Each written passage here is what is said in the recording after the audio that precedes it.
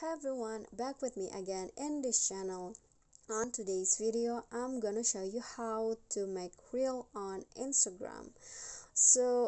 Reel is like a video, a short video that you can create on Instagram, and I'm gonna show you how to make a one. So if you want to make one, just click on the plus icon at the top, and here choose reel. Okay, so this is the real camera, so you can also just take a video.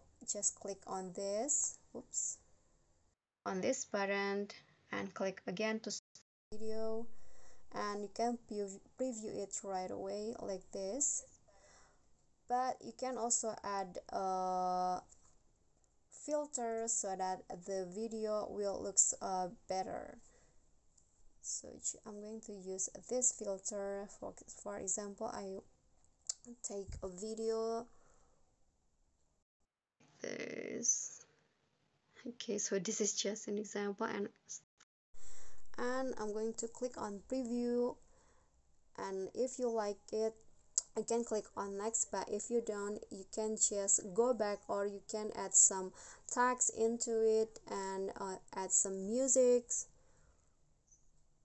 or voiceover, or you can also add GIF or emojis and others. So click on next when you're done editing, and here you can also edit the cover.